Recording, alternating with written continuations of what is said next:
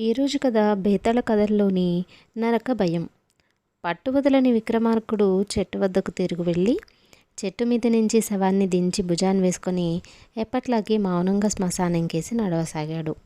అప్పుడు శవంలోని బేతాళుడు, రాజా, నీవు పడుతున్న ఈ శ్రమకు ఫలితంగా నరక ప్రాప్తి కలుగుతుందేమో అని ఆలోచించి చూసుకున్నావా? మానవులకు నరక భయాన్ని మించిన భయం లేదు కదా. అది నిరూపించటానికి నీకొక కథ చెబుతాను, శ్రమ తెలియకుండా విను అంటూ ఈ విధంగా చెప్పసాగాడు. ఒకప్పుడు సింహాళ ద్వీపంలో సింహ విక్రముడనే గజదొంగ ఉండేవాడు. వాడు బుద్ధి తెలిసినప్పటి నుంచి ఇతరుల సొత్తు దోచి ధనికుడై సుఖజీవనం గడిపాడు. అటువంటి వాడికి వార్ధక్యం సమీపించింది. అప్పుడు వాడికి ఒక చింత పట్టుకుంది. వాడు ఇలాగా అనుకున్నాడు, ఈ లోకంలో ఎలాగో తప్పించుకున్నాను, కానీ చచ్చాక నాకు నరకం తప్పదు. ఈ జన్మలో కొంచెమైనా పుణ్యం చెయ్యని నన్ను నరకం నుంచి ఏ దేవుడు కాపాడగలడు? దేవుళ్లకు దిక్పాలకులైన దేవతలు భక్తులుగా ఉంటారు. అందుచేత శివుడు కానీ విష్ణువు కానీ దేవతలను కాదని నా మొర ఆలకించరు. భూలోకవాసుల అందరి పాపపుణ్యాలు లెక్కలు వేసే చిత్రగుప్తుడే నాకేదైనా సహాయం చేయాలి.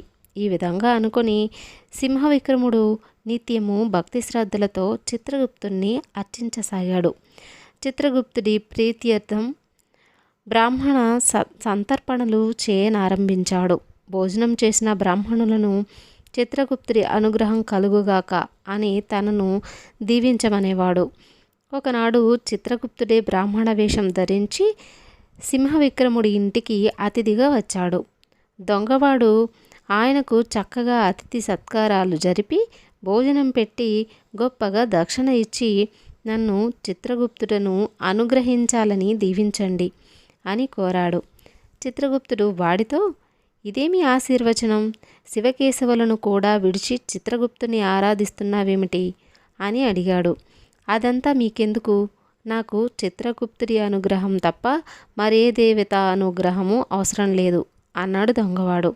ఈ మాటకు చిత్రగుప్తుడు సంతోషించి తన నిజ రూపంతో దొంగవాడికి ప్రత్యక్షమై, నీ భక్తికి మెచ్చాను, నీకేం కావాలో చెప్పు అన్నాడు. సింహ విక్రముడు పరమానందభరితుడై, స్వామి, నాకు చావు రాకుండా ఉపాయం చెప్పండి అన్నాడు. అది అసాధ్యమైన సంగతి, అయినా నీకొక ఉపాయం చెబుతాను. ఒకప్పుడు శ్వేతముని ప్రాణాలు తీయడానికి యముడు రాగా శివుడు అనుగ్రహించి యముణ్ణి కాల్చి భస్మం చేశాడు.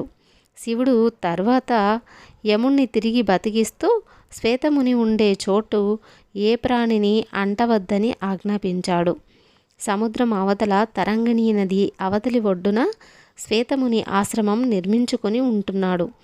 ఆ తపోవనంలోకి యముడు కానీ యమకింకరులు కానీ రారు.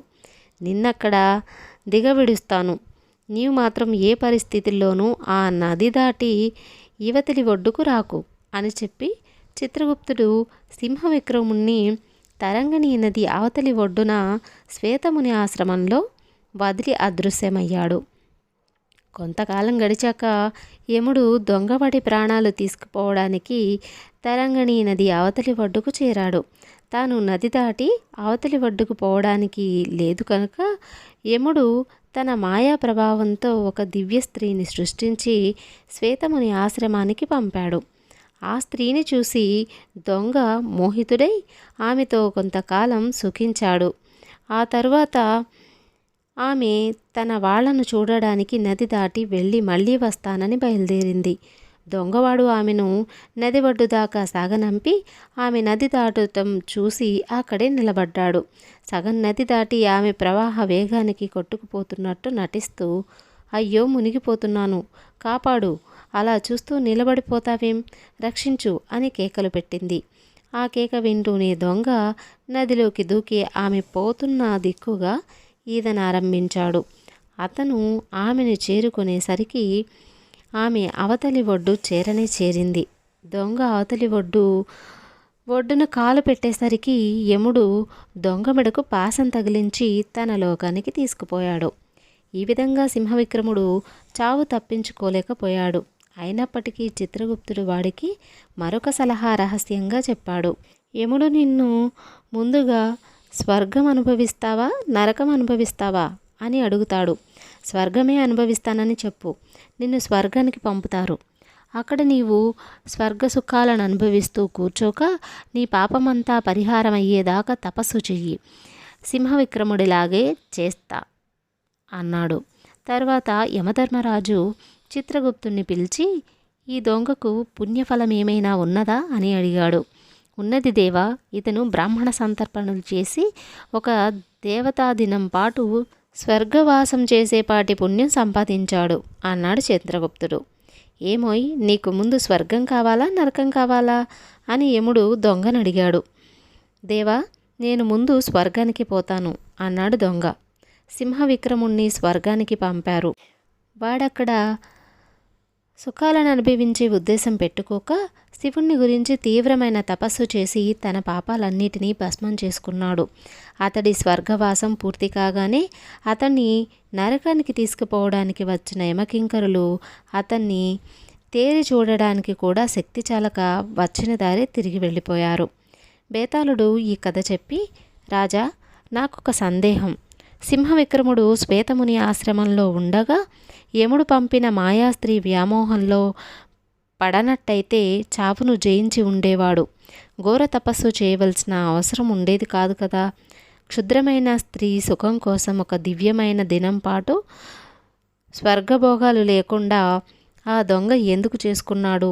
ఈ సందేహానికి సమాధానం తెలిసి కూడా చెప్పకపోయావో నీ తల పగిలిపోతుంది అన్నాడు. దానికి విక్రమార్కుడు, సుఖభ్రాంతే నరక భయానికి మూల కారణం. ఈ విషయంలో హీన సుఖాలు ఉత్తమ సుఖాలు అన్న వ్యత్యాసమేమీ లేదు.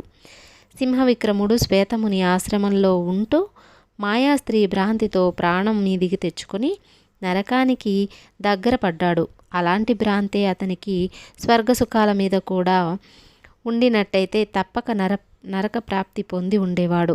సుఖభ్రాంతి పోయిన క్షణంలో అతనికి నరక భయం కూడా పోయింది అన్నాడు. రాజుకి విధంగా మౌనభంగం కలగగానే బేతాళుడు శవంతో సహా మాయమై మళ్ళీ చెట్టెక్కాడు.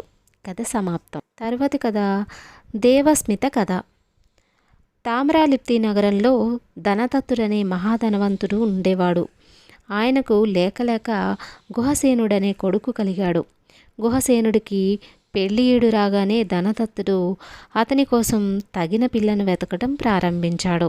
దరిదాపుల్లో ఎక్కడ తనకు నచ్చిన కన్య కనపడనందున ఆయన వర్తకం మిష మీద తన కొడుకును వెంట పెట్టుకొని ద్వీపాంతరాలకు కూడా వెళ్ళాడు. చివరకు ఒక ద్వీపంలో ఆయనకు నచ్చిన కన్య కనపడింది. ఆ పిల్ల పేరు దేవస్మిత. ఆమె తండ్రి ధర్మగుప్తుడనే వైశ్యుడు. ధనదత్తుడు ధర్మగుప్తుని, మీ అమ్మాయిని మా గుహసేనుడికి ఇచ్చి పెళ్లి చేయండి అని అడిగాడు. అయితే ధర్మగుప్తుడికి తన కుమార్తె అంటే ప్రాణం. తామ్రాలిప్తి చూడబోతే ఎక్కడో దూరదేశాన ఉన్న నగరం. తన కుమార్తెను అంత దూరం ఇవ్వడం ఇష్టం లేక ధర్మగుప్తుడు ధనదత్తుడి కోరికను తోసిపుచ్చాడు. కానీ దేవస్మిత మాత్రం గుహసేనుని చూసింది. అతని గుణాలను గ్రహించింది. అన్ని విధాలా అతన్ని ప్రేమించి అతని కోసం తన తల్లిదండ్రులను వదులుకోవడానికి కూడా సిద్ధమైంది. ధనదత్తుడు గుహసేనుడు పడవ ఎక్కి వెళ్ళిపోయేటప్పుడు తన చెలికత్తె చేసిన రహస్యపు ఏర్పాటుతో దేవస్మిత తన తల్లిదండ్రులకు తెలియకుండా ఇల్లు విడిచి వచ్చేసి వారి పడవలో ఎక్కింది. తామ్రాలిప్తి చేరుతూనే ధనదత్తుడు తన కొడుకు దేవస్మితకు మహావైభవంగా వివాహం చేశాడు. వారిద్దరూ ఒకే ప్రాణంగా ఉంటూ సుఖజీవనం సాగించసాగారు. ఇలా కొంతకాలం గడిచాక ధనదత్తుడు చనిపోయాడు. వర్తక వ్యవహారాలన్నీ గుహసేనుడి పైన పడ్డాయి. అతని బంధువులందరూ వర్తకం మీద కటహా ద్వీపం వెళ్ళవలసి ఉన్నదని ఒత్తిడి చేశారు. దేవస్మిత మాత్రం అతని ప్రయాణానికి ఒప్పుకోలేదు. చాలా కాలం దూరదేశాల్లో ఉండిపోవటం జరిగితే తన భర్త మనసు ఇతర స్త్రీలపైకి పోతుందేమో అని ఆమె భయపడింది. గుహసేనుడికి ఏం చేయాలో తోచలేదు. కులధర్మం ఆచరించకపోతే బంధువుల దృష్టిలో తాను అసమర్థుడవుతాడు. వర్తకం మీద బయలుదేరితే భార్య బాధపడుతుంది. ఈ చిక్కులో నుంచి బయటపడే దారి కనుక గుహసేనుడు భగవంతుడి పైన భారం వేశాడు. అతడు శివాలయానికి వెళ్ళి భోజనం మానేసి వ్రతం చేశాడు. దేవస్మిత కూడా భర్తతో పాటే వ్రతం చేసింది. చివరికి వారిరువురు శివుడు కలలో కనిపించి చెరొక కమలము ఇచ్చి, వాటిని మీ వద్ద ఉంచుకోండి. మీలో ఎవరు నీతి తప్పినా రెండో వారి వద్ద ఉండే కమలం వాడిపోతుంది. లేని పక్షంలో ఈ కమలాలు వాడిపోవడం అంటూ ఉండదు అని చెప్పాడు. వాళ్ళు నిద్రలేచి చూసుకుంటే నిజంగానే ఇద్దరి చేతుల్లోనూ చెరొక కమలము ఉన్నది. ఇక దేవస్మిత తన భర్త ప్రయాణానికి అడ్డం చెప్పవలసిన అవసరం లేదు. అతని నీతికి సాక్ష్యం ఆమె వద్ద ఉండే కమలమే. గుహసేనుడు రత్న వ్యాపారం చెయ్యడానికి కటహా ద్వీపానికి బయలుదేరి వెళ్ళిపోయాడు. తన కమలాన్ని చీటికి మాటికి చూసుకుంటూ దేవస్మిత ఇంటి వద్దనే ఉండిపోయింది. కటహా ద్వీపంలో గుహసేనుడికి 4 వైశ్య యువకుల పరిచయం లభించింది.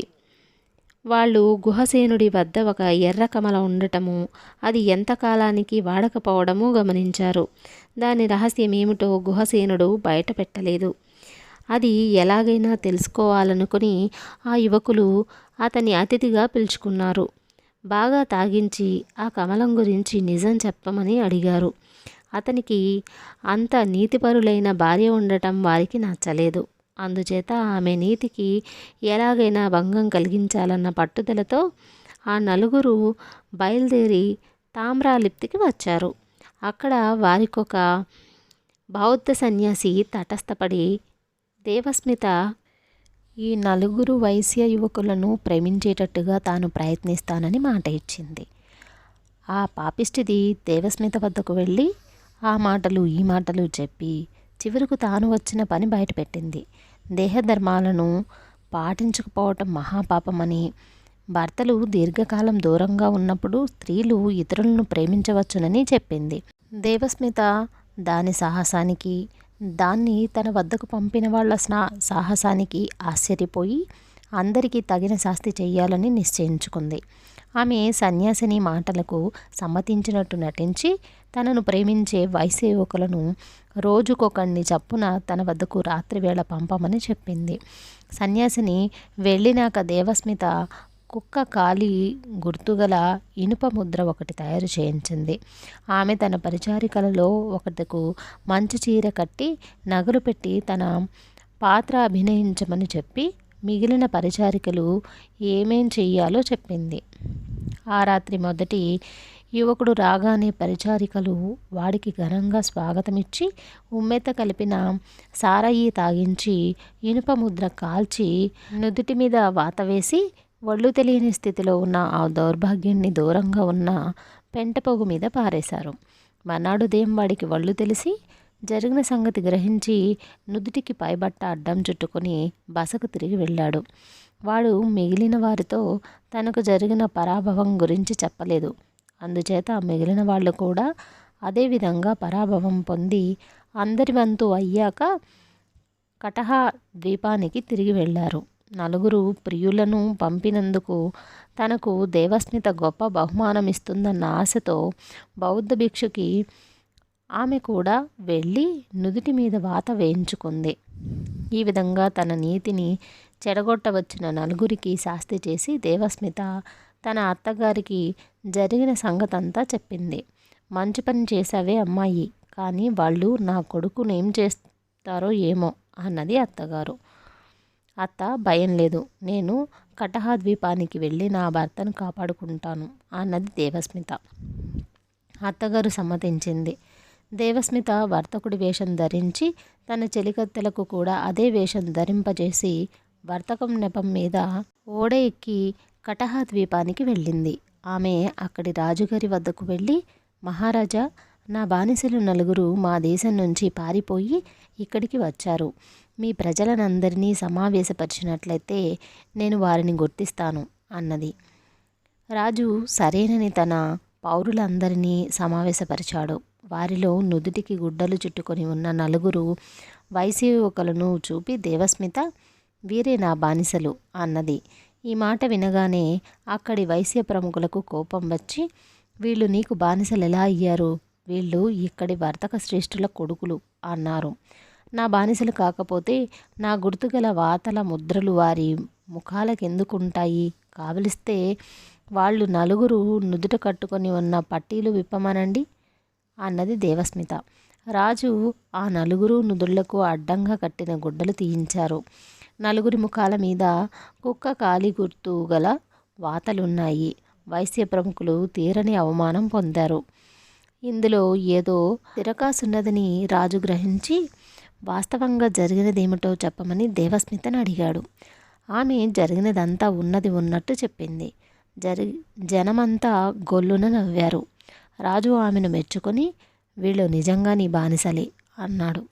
వైశ్యకుమారులు ఆమె బానిసలేనని రాజు ప్రకటించగానే అక్కడి వైశ్య ప్రముఖులంతా భారీగా చందాలు వేసుకొని దేవస్మితకు పెద్ద మొత్తం డబ్బు సమర్పించి ఆ యువకులను దాసి విమోచనం అనుగ్రహించమని వేడుకున్నారు. దేవస్మిత ఆ డబ్బు తీసుకొని అక్కడి ప్రముఖుల సన్మానాలు అందుకొని భర్తతో కూడా తామ్రాలిప్తికి తిరిగి వచ్చింది. ఆ తర్వాత ఆ భార్యాభర్తలు ఒకరికొకరు ఎడబాయకుండా ఐశ్వర్యంతో తొలుతూగుతూ సుఖంగా జీవించారు. కథ సమాప్తం.